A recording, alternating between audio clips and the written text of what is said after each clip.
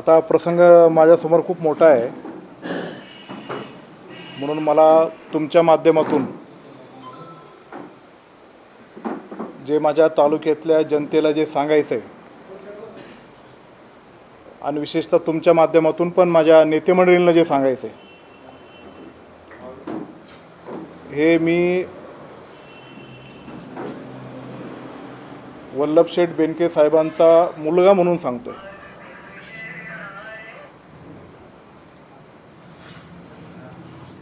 म्हणून मला जे वाटतं ते माझ्या पक्षाचे सर्व प्रमुख पदाधिकारी यांच्यावर गेले. मी तो प्रसंग जो 2 तारखेचा शपथविधीचा घडला त्या दिवसापासून बोलत आलेलो आहे. अनेक लोकांशी मी संवाद साधलेला आहे. आजही आमच्या पक्षाची बैठक संपन्न झालेली आहे आणि लोकांचा जनभावनेचा आदर आजपर्यंत बेनके साहेबांनी केला आहे, तो मीही करणार आहे. आणि हा निर्णय जो मी आज माझ्या तालुक्यातल्या सर्वसामान्य जनतेला मी माझा जो देत आहे, त्यासाठी राष्ट्रवादी काँग्रेस पक्षाचे सर्वच अधिकारी म्हणजे पदाधिकारी आणि आजी माझी ज्या विविध स्थळावर ज्यांनी पदं भूषवले असतील की माझे तरुण बांधव असतील, ते मला समजून घ्याल आणि मला साथ द्याल अशीच माझी अपेक्षा आहे. माझ्या ज्या भावना आहेत ते मी मीटिंगनंतर लिहून काढलेल्या आहेत आणि त्या भावनेचं मी वाचन केल्यानंतर मी कुठल्याही प्रश्नाला उत्तर देणार नाही आहे. कारण मी प्रश्नाला उत्तर देऊ शकत नाही. तुमच्या मनातले काय काय प्रश्न येऊ शकतात याची मला कल्पना आहेत. म्हणून हा एक वैयक्तिक आमच्या बेनके परिवारावर प्रसंग आहे असं मला वाटतं. मी छत्रपती शिवाजी महाराजांना प्रथमतः वंदन करतो. गेल्या अनेक वर्षापासून आमचा बेनके परिवार जुन्नर तालुक्याच्या समाजकारणात आणि राजकारणात सक्रिय सहभागी आहे. राजकीय जीवनाची सुरुवात वल्लभशेठ बेनके साहेबांची शरदचंद्र पवार साहेबांमुळे झालेली आहे. त्यामध्ये बेनके साहेब 6 वेळा विधानसभेची निवडणूक लढले. त्यामध्ये 4 वेळा विजयी झाले. नंतर मी 2 वेळा निवडणूक लढलो व 1 वेळा विजयी झालो. बेनके साहेबांनी शरदचंद्रजी पवार साहेबांच्या मदतीने तालुक्यातील अनेक विकास कामे केलेली आहेत. धरणे, कालवे, MI टँक, नदीवरची अनेक केटीज, सिंचनासाठी पाणी आपल्या तालुक्यामध्ये सगळीकडं फिरलं. गावोगावी दवाखाने झाले, शाळा झाले, दळणवळणाची साधने झाली. असे अनेक काम शेतकऱ्यांच्या हिताचे शरदचंद्रजी पवार साहेब आणि वल्लभशेठ बेनके साहेबांनी आजपर्यंत तालुक्यामध्ये केलेले आहेत. बेनके साहेबांच्या 30 ते 35 वर्षाच्या राजकीय कालावधीमध्ये त्यांना 2 वेळा मंत्रिपदाच्या यादीमध्ये नाव आलेले आपण सर्वजण त्याचे साक्षीदार आहोत. एकदा जेव्हा नाव यादीमधून कमी झाले तेव्हा सगळे पदाधिकारी पक्षाच्या राजीनामा देण्याच्या तयारीत सुद्धा होते. पण तेव्हा बेनके साहेबांनी सर्वांना थांबविले आणि पवार साहेबांबरोबर आपण राहिलं पाहिजे अशी तेव्हा वल्लभशेठ बेनके साहेबांची धारणा त्यांनी व्यक्त केली आणि त्यानंतर वातावरण शांत झाले. दुसऱ्यांदा तर मंत्रिपदाच्या यादीत नाव आलं, ते जाहीरसुद्धा झालं. तसंच शब्द शरदचंद्रजी पवार साहेबांनी वल्लभशेठ बेनके साहेबांना दिलेला तर होताच. मी स्वतः त्याचा साक्षीदार आहेत, कारण मी माझ्या वडिलांबरोबर मुंबईला आमदार निवासच्या रूमवर होतो.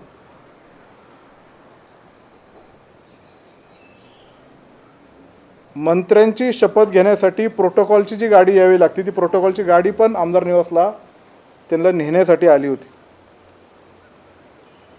बेनके साहेबांचे व्याई आणि माझे मामा सासरे कैलासवासी आमदार विनायक निमन, आम्ही तिथे खाली कॅन्टीनला जेवायला गेलो.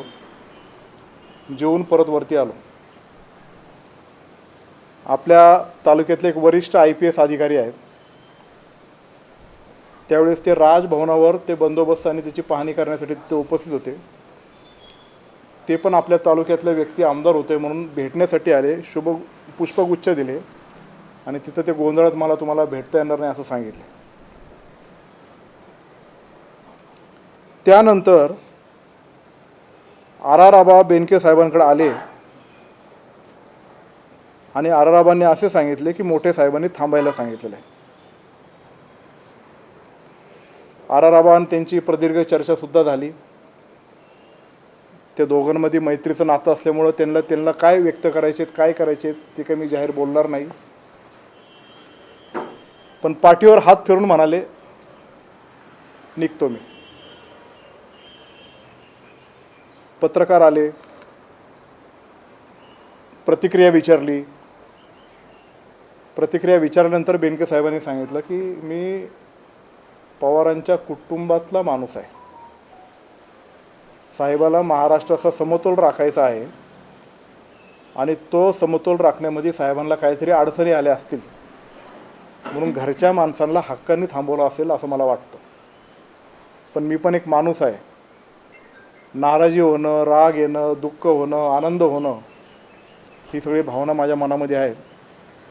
पण तरी पण बेनके साहेबांनी कधीही आयुष्यामध्ये पवार साहेबांची साथ सोडली नाही. पवार साहेब म्हणतील तसंच आणि त्या पद्धतीनेच आपल्या आयुष्यामध्ये मार्गक्रमण राहिलेलं आहे.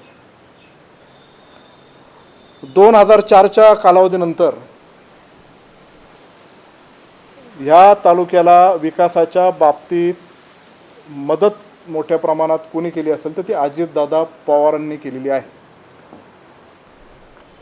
मलाही गेल्या 10 वर्ष अजितदादांनी खूप मदत केलेली आहे. पवार साहेबांनी मला खूप मार्गदर्शन केले आहेत. मला स्वतःला तालुक्यातील चिलेवाडी धरण हे बाळासाहेब दांगट साहेब आमदार असताना त्यांच्या काळात पूर्ण झाले आणि त्यानंतर चिलेवाडी पाईपलाईनचे काम वल्लभशेठ बेनके साहेब आमदार असताना अजितदादांनी त्यासाठी पहिली मदत केली होती. आत्तापर्यंत उर्वरित पाईपलाईनसाठी पण 2 आठवड्यापूर्वीच अजितदादांच्या मदतीने म्हणजे महाविकास आघाडी सरकार असताना त्या चिलेवाडी पाईपलाईनची 3री सुप्रमा दादांनी मंजूर केली आणि मागच्या आठवड्यात त्याला 100 कोटी रुपयाचा निधीसुद्धा मंजूर केला. त्याचा आषाढी एकादशीला मी तिथे घोषणा केली. ते आता टेंडर प्रोसेसला आहे. शिवनेरीचा खरा विकास आराखड्याची सुरुवात वल्लभशेठ बेनके साहेबांच्या काळात अजितदादांच्या पुढाकाराने झालेली आहे.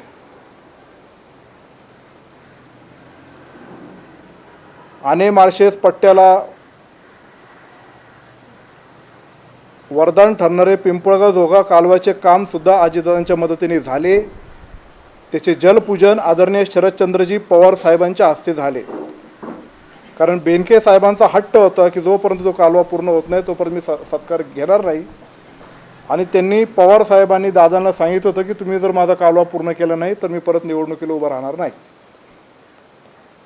म्हणून पवार साहेब असतील नाही तर दादा असेल एक कुटुंब म्हणून आमच्यासाठीच ते निश्चित प्रकारे आहे. मी आमदार झाल्यापासून 2 वर्ष कोविडचा काळ असताना सुद्धा अजितदादांनी जुन्नर तालुक्यासाठी खूप निधी दिलेला आहे. बेनके साहेबांच्या मनात असणारे येडगाव धरणालगत यशवंतराव चव्हाण पर्यटन केंद्रासाठी अजितदादांनी जवळपास 9 कोटी 40 लाख रुपये आपल्याला दिलेले आहेत. त्याच्या 5 कोटीचं कामाचं आता तिथं प्रत्यक्षात चालू आहे. त्या 5 कोटीचं काम पूर्णत्व झाल्यानंतर पुढचा टप्पा आपल्याला येणारच आहे. म्हणजे ते मंजूर आहेत फक्त ते स्टेज वाईज येणार आहेत. आपले ओतूर ग्रामीण रुग्णालयासाठी दादांनी 15 कोटी रुपये दिले. आदिवासी मुलामुलींच्या हॉस्टेलसाठी जुन्नरमध्ये 18 कोटी रुपयाचं निधी दिला, त्याच्यामधलं मुलींचं हॉस्टेल पूर्ण झाले, आता मुलांचं हॉस्टेलचं काम चालू आहे. उमरज ते युवरे बुद्रुक पुलासाठी एका दमात 16 कोटी रुपये देण्याचं काम आदरणीय दादांनी केलेलं आहे. जुन्नर येथे नवीन गेस्ट हाऊस, नाट्यगृह व वस्तू संग्रहालयासाठी तब्बल 7.5 कोटी रुपयाचा निधी दिला आहे. त्याला अजूनही जो अपुरा निधी लागणार आहे त्यासाठी दादा पूर्ण करण्यासाठी कटिबद्ध आहेत. कारण त्याचं एस्टिमेट 10 कोटी झाले, तेव्हा त्यांनी आपल्याला 7.5 कोटी रुपये दिले होते. स्पर्धा परीक्षाची इमारत, विशेषतः आदिवासी विभागातल्या मुलांना वरदान ठरावं असं 1 कोटी रुपयाचा स्पर्धा परीक्षेच्या इमारतीचं जुन्नर इथे आत्ता टेंडर होऊन त्याचं काम चालू आहे. अशा दादांच्या माध्यमातून अनेक ठिकाणी गावोगावी आपण 2-3 वर्ष किती गोष्टी आल्या, कोविड जरी असलं, सत्ता असली काय नसली काय, पण मला देताना ते दादांनी मदत केलेली आहे. जुन्नर शहरामध्ये 2 वर्षात तब्बल 15 कोटी रुपयाचे काम एका दमात एवढ्या 2 वर्षात मंजूर करणारा पहिलाच नेता जर कोण असेल तर ते अजितदादा पवार साहेब. त्यामध्ये जवळपास 7 ते 8 कोटी रुपयाचे कामं हे फक्त मुस्लिम समाजाच्या ईदगाह असेल, त्यांच्या मशीद असेल, त्यांचे वॉल कंपाऊंड असतील, त्याच्यासाठी दादांच्या मदतीने आपल्याला ते पाहायला मिळालेले आहेत.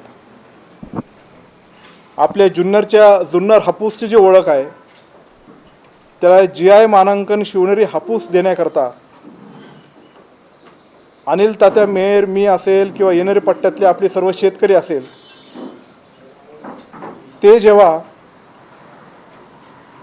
अजितदादांकडे गेले तर GI मानांकनचा लागणारा प्रक्रिया आणि त्याला खर्चासाठी DPC मधून आपल्याला ते अजितदादांनी पैसे उपलब्ध करून दिले. आपल्या तालुक्यात जी बिबट सफारी होऊ पाहते आहे, ती बिबट सफारीची घोषणा नुसती हवेतच होती आजपर्यंत, पण प्रत्यक्षात माननीय अजितदादा पवार साहेबांनी DPCतून त्याचा DPR तयार करण्यासाठी 1.5 कोटी रुपयाचा निधी अजितदादांनी दिले आणि मग सांगितले.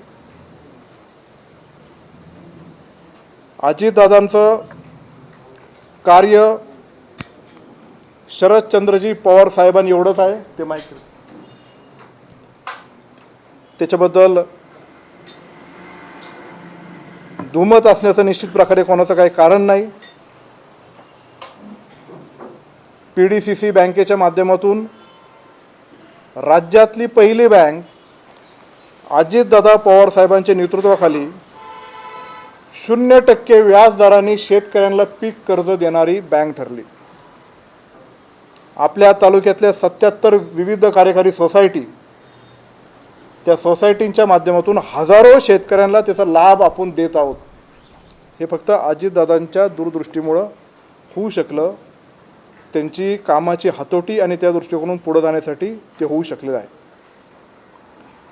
जुन्नर तालुका मध्ये अनेक गावांमध्ये कबड्डी खेळली जाते. वडगाव सहानी तर कबड्डीचं माहेरघर आहे.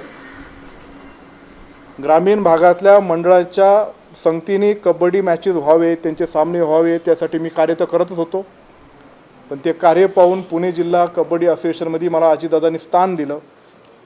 मागच्या पंचवार्षिकला मी कबड्डी असोसिएशनचं उपाध्यक्ष झालो आणि यंदा तर अध्यक्षपदी जे अजितदादा पवार साहेब होते त्यांच्या खुर्चीवर त्यांनी विश्वासाने मला त्या अध्यक्षपदी बसवलेला आहे. एवढा मोठा मान या सर्व दृष्टिकोनातून जसा शरदचंद्रजी पवार साहेबांनी दिला त्याच पद्धतीने अजितदादा पवार साहेबांनी पण या तालुक्याला दिलेला आहे. आणि शेतकऱ्यांच्या हितासाठी आदरणीय शरदचंद्रजी पवार साहेब आणि आदरणीय अजितदादा पवार साहेबांनी काम केलेलंच आहे. शरद पवार साहेब केंद्रात व देशाचं नेतृत्व गेले अनेक वर्षापासून करत आहेत आणि अजितदादा राज्याचे नेतृत्व आजपर्यंत पाहत आहेत आणि पुढे पाहत राहणार आहेत.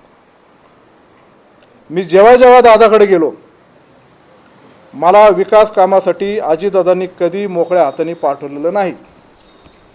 याचे अनेक ह्या तालुक्यातले जिल्हा परिषद सदस्य असतील, स्वतः संजयराव काळेसाहेब असतील, अनेक गावचे सरपंच असतील, मी जेव्हा जेव्हा तिथं गेलो त्यांनी मोकळ्या हाताने कधी मला पाठवलं नाही.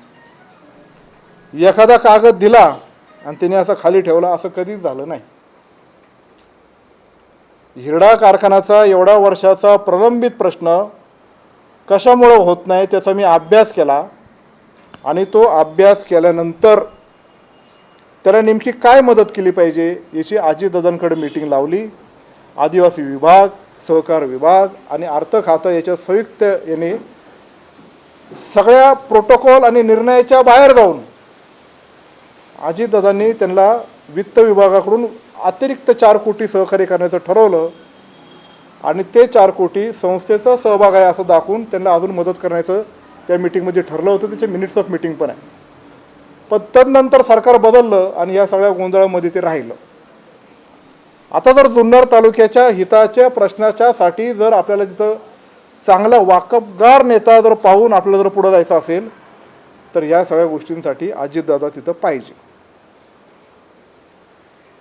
जुन्नर तालुक्यातल्या माणिकडो खोऱ्यातले बुडीत बंधारे अनेक दिवसापासून प्रस्ताव येत आहेत. जलसंपदा विभागाने 2018 साली 3री सुप्रमा केली. त्या 3री सुप्रमामध्ये कर्जत, जामखेडचं आणि तोंडी परिसरातले 3 प्रकल्प कुकडी प्रकल्पात समाविष्ट झाले आणि ते जेव्हा समाविष्ट झाले तेव्हा माणिकडो खोऱ्यात बुडीत बंधारे करण्यात येऊच नये असं त्या 3री सुप्रमामध्ये जलसंपदा विभागाचा GR आहे. मी मागच्या आमच्या पक्षाच्या मीटिंगमध्ये सांगितलं, त्याची कॉपी मी बहुतेक पाटे सरांना त्या दिवशी तुम्ही होते त्यांच्याकडे दिलेत, मी तुमच्याकडे पण ती सर्क्युलेट करेल. म्हणजे नेता नसेल तर आपल्याला काय काय परिणाम भोगावे लागतात हे आपण पाहिलेलं आहे. शरद पवार साहेबांबद्दल आदर आहे, तितकाच आदर अजितदादांबरोबर आम्हाला सगळ्यांना आहे. वळसे पाटील साहेब हे सुद्धा मला नेहमी मार्गदर्शन करतात, पाठीराखेसाठी माझ्याबरोबर आहेच. 2014च्या निवडणुकीनंतर बेनके साहेबांची तब्येत बरी नाही, आजही बरी नाही.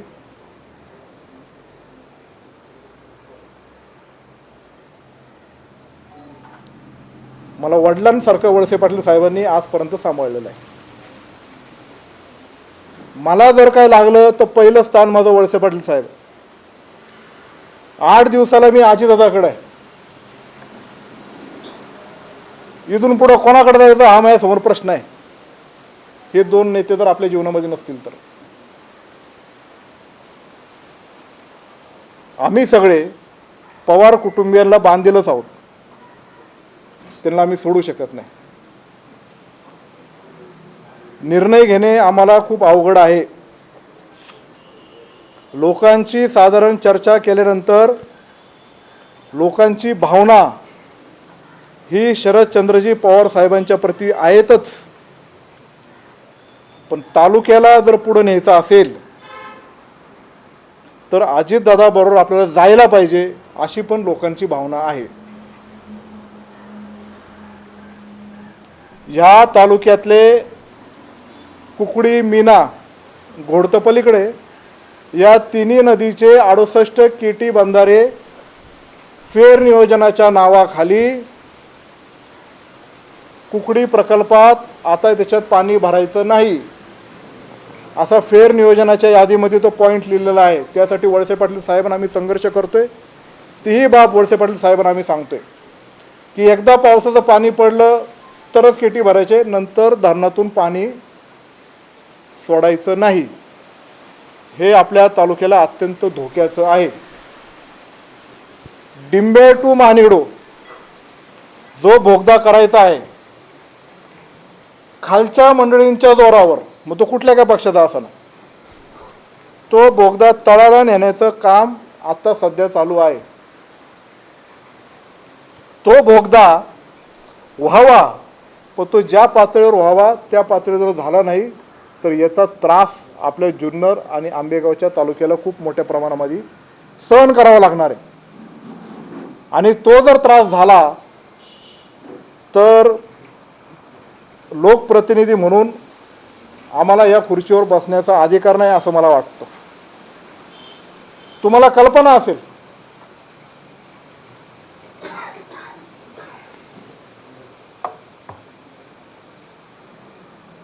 की गेले 3 वर्ष महाविकास आघाडीचं सरकार असताना सुद्धा आपल्या हक्काच्या पाण्यासाठी मी स्वकीयांशी पण संघर्ष केलेला आहे, पण जुन्नरला पाणी कमी पडून दिलेलं नाही. आत्ता कुठं परिस्थिती बदलती का काय असं जेव्हा झालं तेव्हा जुन्नरच्या हितासाठी सगळ्या पक्षाच्या लोकांना पण एकत्रित घेऊन आपण पुढे गेलेलो आहे आणि आपल्याला जसं पाहिजे तसं वाकवण्याचं काम सुद्धा केलेलं आहे. म्हणून जुन्नरच्या हितासाठी पुढं चालण्याचा मार्ग आपल्याला निवडला गेला पाहिजे असं या मताचं मी आहे. शरद पवार साहेब हे आमचे नेते आहेत, ते आमचे दैवतच आहेत, पण त्यांच्यानंतर अजितदादाच आमचा नेता आहे. आणि म्हणून मला 2 तारखेला शपथविधी झाल्यानंतर जेव्हा 5 तारखेला मेळावा होता त्याच्या आदल्या दिवशीच मला बरं नसल्यामुळं, डेंग्यू असल्यामुळं जरा मी 2-3 दिवस ॲडमिट होतो. परवा रात्री मी आलो आणि त्यानंतर तालुक्यामधली मीटिंग घेऊन आपला निर्णय आपण घेतला गेला पाहिजे असं मला वाटलं. मला अजूनही जरा खात्री आहे, मला अपेक्षा आहे की हे राष्ट्रवादी काँग्रेस पक्षाचं वादळ काही दिवसामध्ये शांत होईल. असं म्हणतात की जेव्हा हृदयाची आणि डोक्याची घालमेल होती तेव्हा हृदयाचं ऐकायचं असतं, असं मी ऐकलं. पण मला शरद पवार साहेब आणि अजितदादा दोघंही माझ्या हृदयात. हृदयाचं ऐकायचं तर नेमकी कोणाचं ऐकायचं हा माझ्यासमोर एक प्रश्न तर आहेतच. एका बाजूला पवार साहेब तर एका बाजूला दादा. माझ्यासमोर कुठं जायचं हे आव्हान अजिबात नाही. कुठं जायचं या आव्हानापेक्षा मला माझ्या जुन्नर तालुक्याची राष्ट्रवादी काँग्रेस पक्ष एक संघ ठेवायची हे माझ्यासमोर मोठं आव्हान आहे असं मला वाटतं. आम्ही राष्ट्रवादी काँग्रेस पक्ष सोडणार नाही, आमची विचारधारा सोडणार नाही. सर्व जाती धर्मांना सोबत घेऊनच पुढची वाटचाल ही करत राहणार आहे. सर्व आदिवासी समाज, सर्व मुस्लिम समाज, सर्व बौद्ध समाज, ओबीसी मधले विविध घटक, सर्व खुला वर्ग या सर्व घटकांना समान न्याय देण्याची भूमिका ही माझी निश्चित प्रकारे राहणार आहे.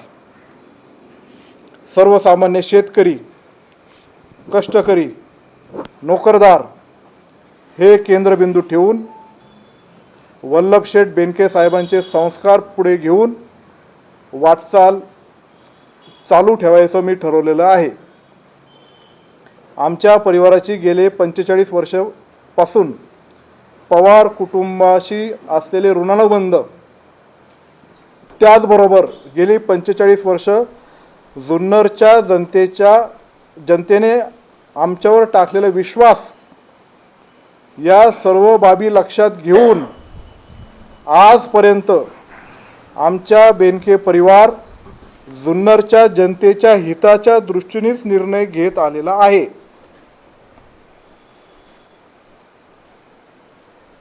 लोकांनी जे आम्हाला निवडून दिले ते लोकांचे विकास कामे करण्यासाठी निवडून दिलेलं आहे आणि तो मूलभूत जो गाभा आहे तो विसरता कामा नये असं मला वाटतं. पण माझ्या कुटुंबाला इतिहास आहे. मी जरी नवीन असलो तरी मला काय इतिहास आहे, म्हणून मला निर्णय घेणं खूप अवघड आहे. माझी 1 वर्ष अजून आमदार पदाची कार्यकाळ आहे. या 1 वर्षात मला जेवढी सेवा करता येईल पूर्ण ताकदीने ती सेवा मी जुन्नर तालुक्याची करणार आहे. मी जुन्नर तालुक्याच्या विकासासाठी कटिबद्ध आहे. जुन्नरच्या हक्काच्या पाण्यासाठी मी कोणी जरी असलं तर त्याच्या विरुद्ध लढून आपल्या हक्काचं पाणी अबाधित राखण्यासाठी आजपर्यंत यशस्वी ठरलोय. भविष्यातही ठेवेल. याच्यासाठी मी वचनबद्ध आहे.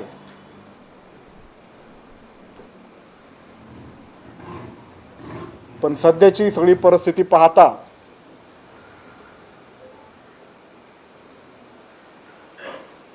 मी माझ्या घरातल्या सगळ्या लोकांशी बोलून,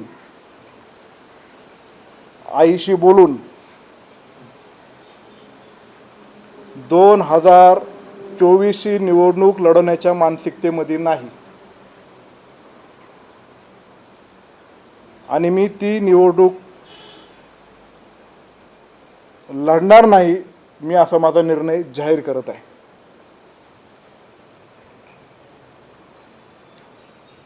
वल्लभशेठ बेनके साहेबांचे सर्व सहकारी, माझे सर्व सहकारी समाजकार्यात सहभागी राहील. आम्ही जुन्नरची जनतेची सेवा करत राहील. माझ्या 1 वर्षाच्या आमदारकीची कार्यकाळ जुन्नरच्या हितासाठी जे जे मला करता येईल ते मी निश्चित प्रकारे करेल. एवढंच ह्या निमित्ताने मला माझ्या भावना व्यक्त करायच्या आहेत. मला कृपया करून कोणी प्रश्न विचारू नका. मी याच्यापुढे काहीच बोलू इच्छित नाही. धन्यवाद. जय शिवराय, जय हिंद, जय महाराष्ट्र, जय राष्ट्रवादी. मी कोणाकडेच नाही. माझी तटस्थ भूमिका आहे. माझी भूमिका तटस्थ आहे. मी 1 वर्षाचा माझा आमदारकीचा काळ हा पूर्ण करणार आहे. विकासासाठी ज्या ज्या नेत्यांकडे मला जायला लागेल त्या नेत्यांकडे जाऊन मी करणार. 2024ला मी निवडणूक लढणार नाही. ज्या आमच्या नेत्यांना दुसऱ्या पक्षाच्या कोणाला कसं कसं कोण कोण निवडतील राहतील. मी सेवा करत राहील. 100% लावणार. तुम्ही बोला.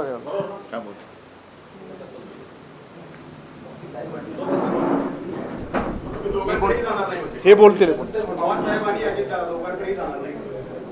हे बघा, माझा अजून 1 वर्ष बाकी आहे. मला जे जे करता येईल ते मी करेन. मी लोकांसाठी करणार आहे. आता